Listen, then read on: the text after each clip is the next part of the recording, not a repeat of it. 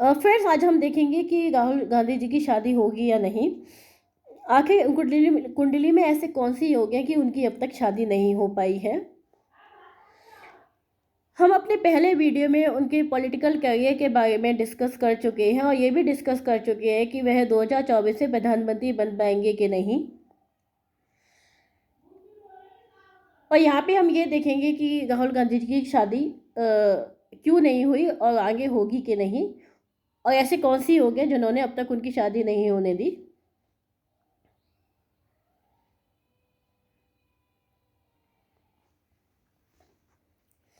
क्योंकि राहुल गांधी जी एक reputed political family को बिलोंग करते हैं, एक सेलिब्रिटी है, तो हर कोई उनके बारे में जानना चाहता है, उनकी लाइफ के बारे में जानना चाहता है, उनके बारे में जानना चाहता है कि उनकी शादी कब होगी।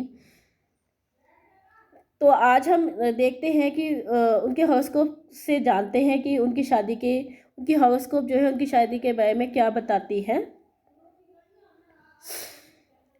राहुल गांधी जी जो है वो अपोजिशन के लीडर हैं, भारतीय पॉलिटिशियन हैं। उनको किसी तरह के इंट्रोडक्शन की ज़रूरत नहीं है, क्योंकि उनको उनकी फैमिली को सभी जो है बहुत अच्छे से जानते हैं। तो आज हम उनकी पर्सनल लाइफ के बारे में डिस्कस करेंगे, उनकी मैरिज लाइफ के बारे में डिस्कस करेंगे। राहुल गांधी जी का जन्म जो है 19 जून 1970 को दिल्ली में हुआ था। वे राजीव गांधी जी और सोनिया गांधी जी के बेटे हैं और इंदिरा गांधी जी के पोते हैं।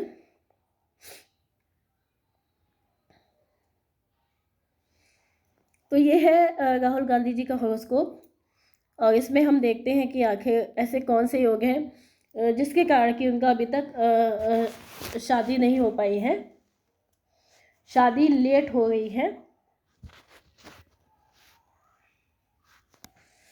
यहाँ पे सबसे पहले देखिए, जो लगन है वो मकर राशि का है, मकर राशि में है, और उसका स्वामी जो है 4th हाउस में नीच का होकर बैठा है।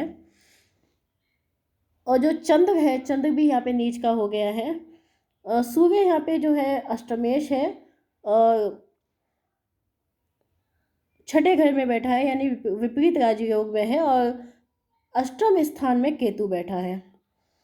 वीनस जो है 7th हाउस में बैठा है, मरकरी जो है 5th हाउस में बैठा है, जुपिटर जो है 10th हाउस में है, तुला राशि का। तो शादी के लिए सबसे पहले जो हम घर देखते हैं वो देखते हैं 7th हाउस का लॉर्ड, उसका कारक। तो यहाँ पे 7th हाउस जो है उसमें शुक्र बैठा हुआ है, जो कि शादी का कारक भी होता है, और इसका लॉर्ड जो है नीच का होके 11th हाउस में बैठा हुआ है। ये कामा त्रिकोण जो होता है ये बहुत इंपॉर्टेंट होता है शादी के लिए। और यहाँ पे जो है नीच का चंद्र बैठा हुआ है 11th हाउस में, 7th हाउस में शुक्र बैठा हुआ है चंद्र की राशि में। शुक्र जो है चंद्र का दुश्मन है। शुक्र जो है सूर्य और चंद्र को अपना दुश्मन मानता है, और जब भी शुक्र जो है चंद्र या सूर्य की राशि में होता है, या किसी तरह से उनके कनेक्शन में होता है, या उनसे संबंध बनाता है, या उनके त्रिकोण में होता है, तो वह शादी में प्रॉब्लम क्रिएट करता है, शादी में डिले पैदा करता है। शादी हो भी जाती है तो अच्छी वैवाहिक स्थिति नहीं होती है।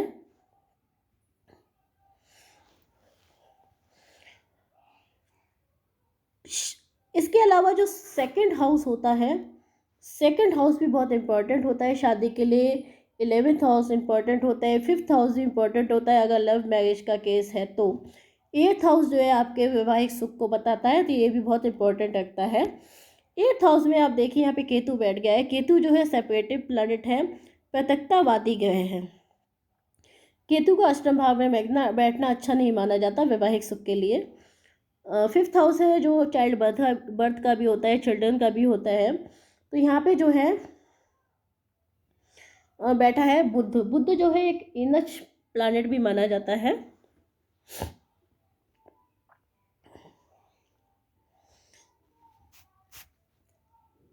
इसके बाद हम देखते हैं जो प्लैनेट्स देखते हैं शादी के लिए, वो देखते हैं हम 7th हाउस का लॉर्ड। 7th हाउस का लॉर्ड है यहाँ पे चंद्रमा, जो कि नीच का हो गया है। 7th हाउस का कारक जो है यहाँ पे वीनस है, जो कि शत्रु राशि में बैठा हुआ है, पाप कर्ताई में बैठा हुआ है। पाप कर्ताई में कैसे बैठा हुआ है, एक तरफ सूर्य और मंगल है, दूसरी तरफ केतु है, तो ये फंस गया है यहाँ पे। इसी तरह से आप देखें तो यहाँ पे जुपिटर और मंगल भी बहुत इंपॉर्टेंट होते हैं शादी के लिए। तो यहाँ पे देखें तो राहु का इफेक्ट है जुपिटर पे, शनि का इफेक्ट है जुपिटर पे। यहाँ पे जो मंगल है, मंगल भी यहाँ पे जो है शनि की दृष्टि है तीसरी, राहु की दृष्टि है पांचवी।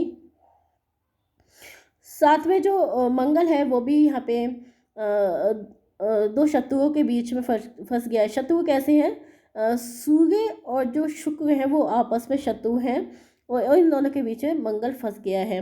मैंने आपको सलमान खान का हॉरोस्कोप देखा था तब भी बताया था, लता मंगेशकर जी का हॉरोस्कोप देखा था तब भी बताया था कि मंगल पर जब शनि और राहु का किसी भी तरह से प्रभाव आ जाता है तो मंगल और राहु जो है वो वीनस के मित्र हैं वो, और वो उसको मंगल से मिलने नहीं देते हैं। तो यहाँ पे जो है राहु और केतु जो है वो महत्वपूर्ण भूमिका निभा रहे हैं।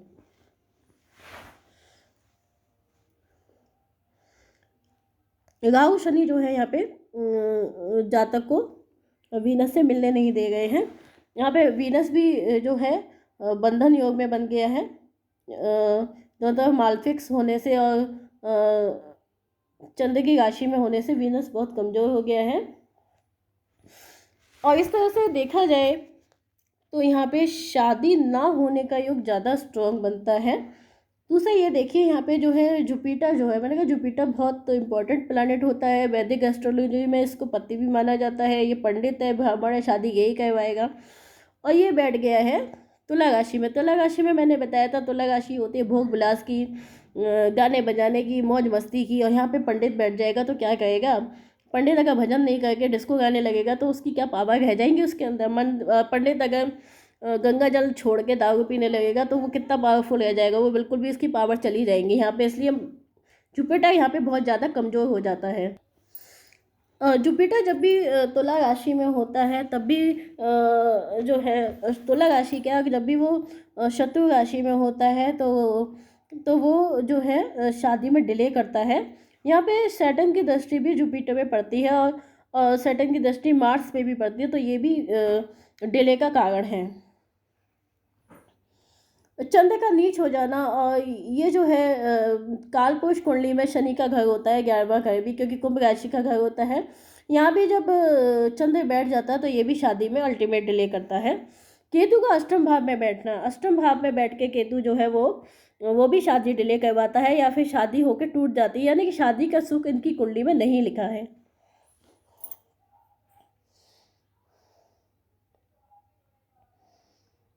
यहाँ पे अगर हम जेमिनी हॉरोस्कोप से देखें तो यहाँ पे जो है औधा लगन, हमको पता है कि हमने देखा था पॉलिटिक्स, जब इनका करियर देखा था 2024 के अकॉर्डिंग, तो उसमें देखा था यहाँ पे औधा लगन पड़ता है एरीज में। औधा लगन समाज आपको किस तरह से देखता है, समाज में आपकी क्या पोजीशन है, क्या छवि है, वो बताता है। और इनका जो उपपात लगन है, उपपात लगन जो होता है वो ये बताता है, वो आपके स्पाउस के बारे में बताता है और आपकी मैरिड लाइफ के बारे में बताता है। आपको शादी का सुख मिलेगा कि नहीं मिलेगा, तो कब तक मिलेगा, शॉर्ट है कि लॉन्ग है। तो वो आपका उपपात लगन जो है यहाँ पे पड़ जाता है 8th हाउस में। 8th हाउस में क्योंकि केतु बैठा है तो ऑब्वियसली केतु जो है प्रत्यक्षतावादी है, सेपरेटिव प्लैनेट है, तो यहाँ पे साफ पता चल रहा है कि जातक की जो हॉरोस्कोप है उसमें शादी का सुख नहीं लिखा है। अगर इनकी शादी हो भी गई तो टूट जाएगी बहुत ही कम समय में।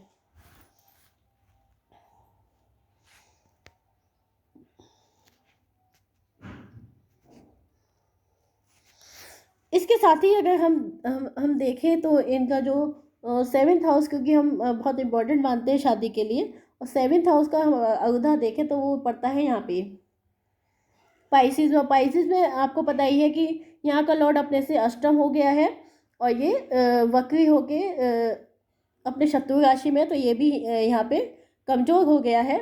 साथ ही में जो दूसरे घर में है शनि बैठ गया है, तो ये भी जो है, और साथ ही जो है A7 जो है पाप कर्तागी में हो गया है। तो ये सभी बातें बताती हैं कि इनकी कुंडली में शादी का सुख नहीं लिखा है।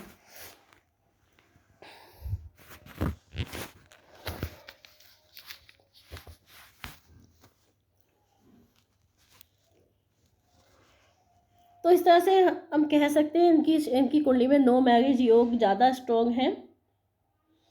महामंगली योग और वीनस का पाप कर्ताई में होना, शत्रु राशि में होना, उत्पाद लगन में केतु का होना, चंद्र का नीच का हो जाना, मंगल का जो है 6th हाउस में जाना, और शत्रु कर्ताई में होना, शनि की और राहु की दृष्टि पड़ना, ये सभी जो योग हैं वो बताते हैं कि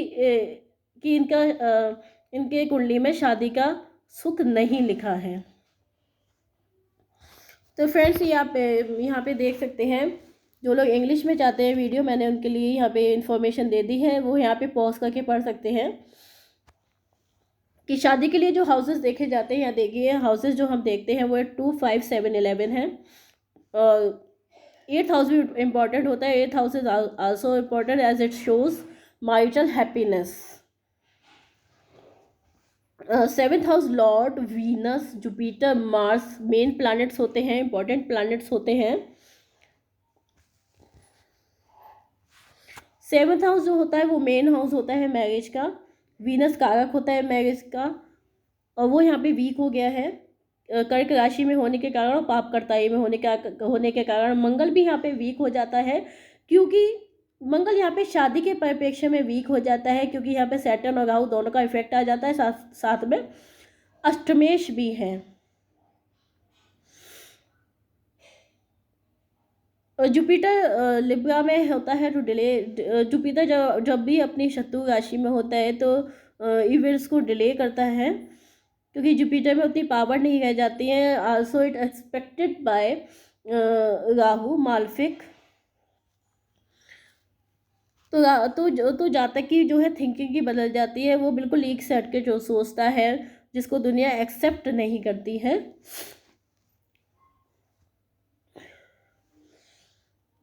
और यहाँ पे जो कामा त्रिकोण है उसमें भी जो वीनस मून की पोजीशन है वो भी ठीक नहीं है। वीनस रेविलेटेड है 11th में, औधा लगन एरीज में, उपाद लगन 8th में, लियो में है। तो ये भी सैटर्न और जो केतु का कॉम्बिनेशन होता है वो भी सेपरेटिव होता है, डिले का होता है।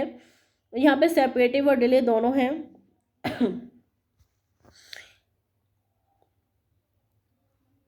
8th house shows marital happiness which has Ketu.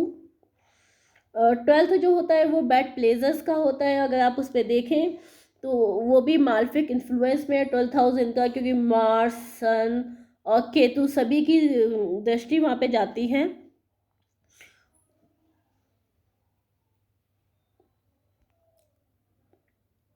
तो मेरे अकॉर्डिंग इनकी शादी नहीं हो पाएगी, हो भी गई तो तुरंत ही टूट जाएगी, क्योंकि इनकी कुंडली में शादी का सुख लिखा ही नहीं है। तो फ्रेंड्स ये था राहुल गांधी जी की हॉरोस्कोप का विश्लेषण मैरिज के परिप्रेक्ष्य में। अगर वीडियो आपको पसंद आए तो इसे लाइक और सब्सक्राइब जरूर कीजिएगा। Thank you.